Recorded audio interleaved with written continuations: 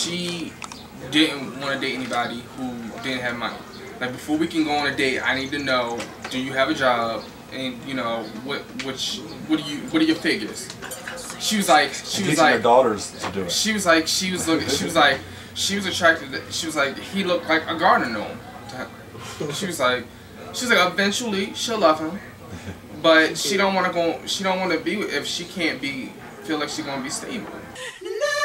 But you had to reach your teeth, like, can you like try to open your mouth a little more? I'll probably invite James, even though he'll probably be bored. I mean, not to be a smart ass, but I mean, guys are already going to jail because they're gay, so they can be in jail with the other guys. So pressure, and because we're so young that a lot of people aren't able to remind their own. Erykah Badu was talking about that group thing on Monique last night. To the hotel room and they got my dick hard. No, we don't. That had nothing to do with the topic at hand. I'm sorry. A homophobe. Oh, I thought you were saying the hoe. I ain't know. Of all the people, or all the different porn stars and everything you can find, why would it have to be an ex? Why? But I was like, why are you here? You up to no good. Is it the reason why you had open relations because you know that you're a whore and they're a whore? So why not be a whore together? Okay, so I started recording because you was getting into it. Just to reintroduce the topic to our viewers here, we're talking about relationships and dating people and marriage and everything that comes across with being with a person. But today we're talking about people in situations in which we date people and jump into relationships with people because they can provide us, whether or not they're physical things or jewelry, and you just, as Josh said, you just grow to love that person, even though you're not emotionally attracted to that person, or how you may not even be physically attracted to that person. Right. It don't work. What don't work? Marrying somebody for money. And why doesn't it work? Huh? And why doesn't it work? Cause I tried that. I dated somebody because of the fact of what he could provide for me, not because I really actually had some physical attraction to him. And I just perpetrated a front, like, everything was good, cause and he bought me everything I wanted, and I was fine with that. But then once he lost his job, he started looking more and more unattractive to me. And it was very, very wrong. Like, I know it was wrong, but then but at the time, it was like, I felt comfortable. I didn't have to ask for anything. Even though I had my own job myself, I never had to spend my own money. I spent my own money on whatever I wanted to while he took care of all the important shit. And I can understand somebody's mind frame, but at some point in your life, you grow up, you get more mature, and you realize that you don't want someone else to provide for you. You rather provide for yourself because it's going to give you some sense of self-worth. And then you saying that you can commit the rest of your life to somebody just because you're going to be comfortable and happy. Money does not buy happiness. Because at the end of the day, money will eventually run out. You will get bored. And then not only that, you're having someone else's, like, blood on your hands. They committed their life to you because they thought that you loved them, and that's not the case. So they're losing out because the person who really was out there, meant to be there for them, is out there, and you just stole it from them. Personally, I think it's buck to date for money. Personally, myself, I have had my gold digger moments and my gold digger days where I've tried to dig for gold, but always came up with fool's gold. But nonetheless, I agree with Savion. It can't work because at the end of the day, your emotions will be tied to money as opposed to the person's heart. And trust me, emotions are a lot more worth. Love is worth a lot more in this economy, believe it or not, than money is. Even though love won't pay the bills, but you get what I'm saying. Those who have love in their life are the richest people in the world, in my opinion. Whether it's the love of the family, whether it's the love of friends, whether it's the love of a group of positive people you're around, those are the richest people in my opinion. And if you're dating somebody based off something that's materialistic, then you're conceited, narcissistic, and very pretentious for doing that. All right, Snook. The person might be those things that you called them, but I think that it's possible for somebody to marry for money. Not saying that it's the right or wrong thing to do, but if these two people understand like what they is, like this person that has the money wants the companionship, and the person that that doesn't mind being a companion, wants the money, then I think it's a good fit for the two of them.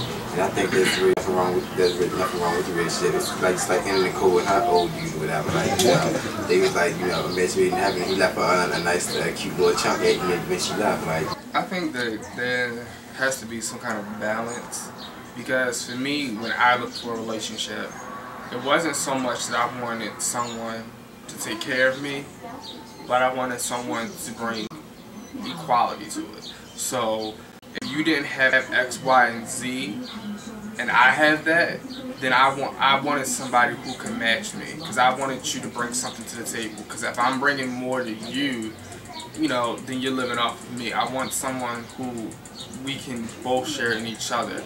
We both have a common goal. We have something, you know, because I don't want it to be, I mean, because then also look at support system. So if something happens to my job, I want to know that I can rely on you, and vice versa. So, I mean, I think there has to be a balance type. I agree with Josh. All right, hold on. James had his hand up.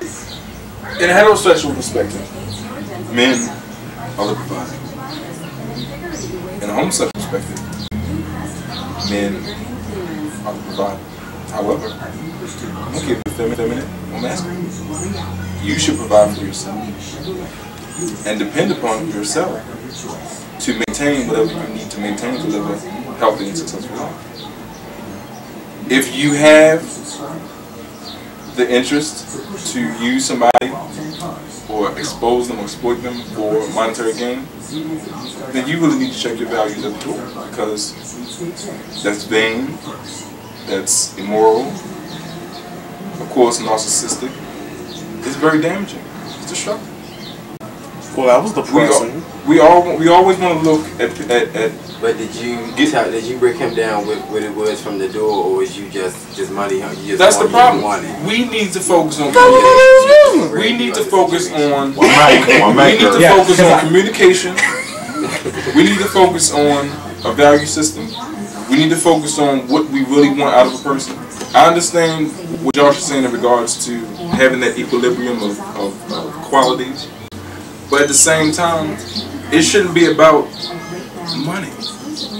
It should be about the intangibles, the compassion, the sensuality, the intimacy, sexually and non-sexually. That's what we're talking about. And again, our society has perverted the concept of what a relationship is, gay, straight, or otherwise. We need to get back to the basics. Matt was first. I feel like if, like what Snook was saying, if there is an understanding, I can see it working out.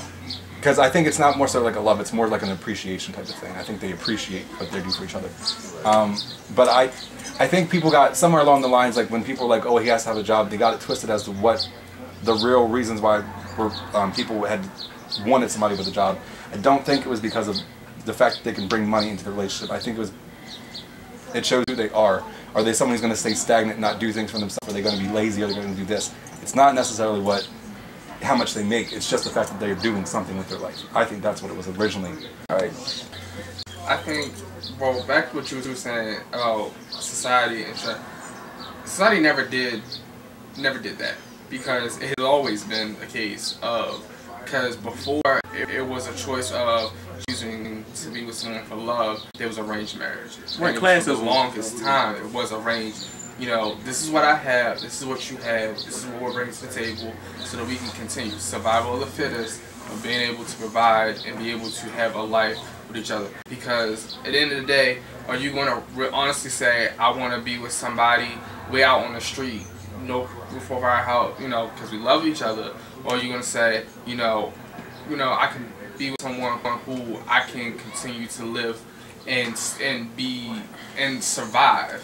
All right. First, Savion was first, and then I saw James, then I saw Tyron. But also, you can't really actually judge a person based upon their priorities, because not everybody's priorities is the same way. One person's priority may be just to marry comfortably. That does not mean that they have there's something wrong with them. That just means that they knew that they wanted to find someone who, you know, they could take care of them from a female perspective. You also got to remember that back in the day they used to have, like, I think it's called classism, where the big thing was, you know, they had the arranged marriage. I'm gonna find my daughter a doctor. Or if you were middle class, all right, you're not gonna marry you a doctor, but you're gonna marry you a coal miner because he got his own mine that he coal at. I mean, so you have to put. That's almost the same thing as modern day marriage now. I'm not looking to marry somebody for, you know, it depends on your priorities. Either you're marrying for love or you're marrying for comfortability financially. That means my priorities are different. Do I judge you because you know my morals and your morals are not going to be the same thing. So it doesn't necessarily make this something wrong with me. That's just what they chose. Damn it, I want to fight to survive. It kind of so I think you get it misconstrued. What you want is you want the type of person that if you are down on your luck, if you are sleeping outside and you live and you got your days can of beans, and this person won't leave you. Perception of people and classes and all this stuff. At the end of the day, it's back to the basics. Hell no, that's not something that you want to look forward to or even plan into. Why would I allow myself, if it's preventable, and most things are, why would I allow myself, or why would you allow yourself to conform to that level? That goes back to the value. Okay. It shouldn't matter about the money. It shouldn't matter about the class, social status. At the end of the day, it's all about the connections you have. So basically, what you?